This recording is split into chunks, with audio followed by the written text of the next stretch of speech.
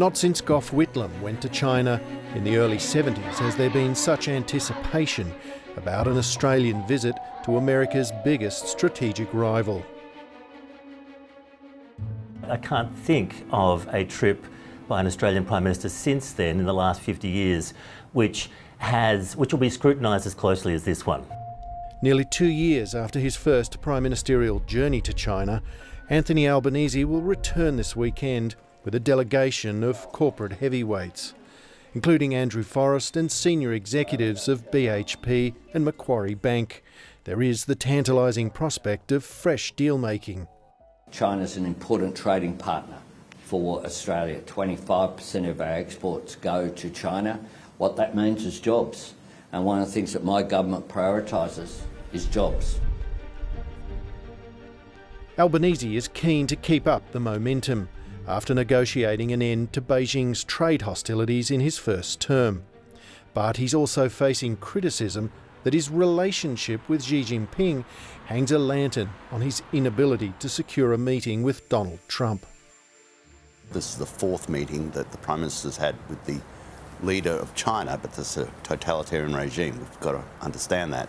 And Mr Trump has not had a meeting with the Prime Minister yet. We've restored $20 billion worth of trade with China. That's good for our farmers. It's certainly good for Barnaby's constituents. So it's great for farmers, winemakers, BHP, Rio Tinto. But is that more important to the Australian public than national security?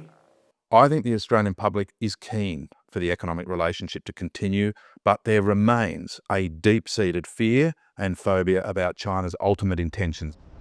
China is unmistakably vital to Australia's economy, but that doesn't mean it's always going to be that way.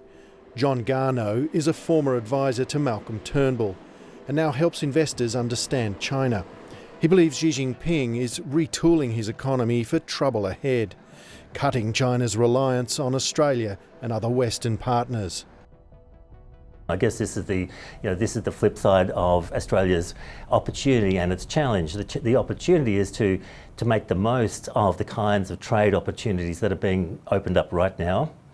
This is good for jobs in Australia, this is good for profits, this is good for tax revenues in Canberra, and at the same time avoid creating or increasing our dependency on a Chinese market that won't necessarily always be there.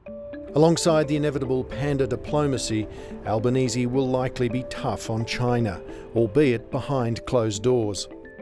In public, the government is pressing ahead with an election promise to restore Australian ownership of the Port of Darwin, which was leased to a Chinese company under the Abbott government.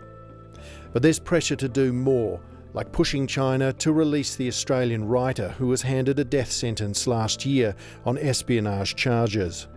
What does good look like? I think bringing Young Hung Jun home would be a very good outcome. And then there are the Chinese warships that circumnavigated Australia's coastline just before the federal election. I don't think there's any doubt the Prime Minister will raise some of these more uncomfortable military incidents. He'll do it in private. He won't come out in the open and say that he gave Xi Jinping a lecture. He can't fly out of Beijing having us believe that those strains and tensions that are going to be commonplace to this relationship going forward were not raised. The Prime Minister is on a mission to assert an Australia-first posture, but hanging over this trip, the response from Washington. It's a tightrope walk, not without risk. The worst outcome, I think, for the Prime Minister would be if, for example, Xi Jinping starts to talk about the fact that he's sort of moving Australia into a different orbit. Even if that's not true, the perception of it will be something I think the government wants to avoid.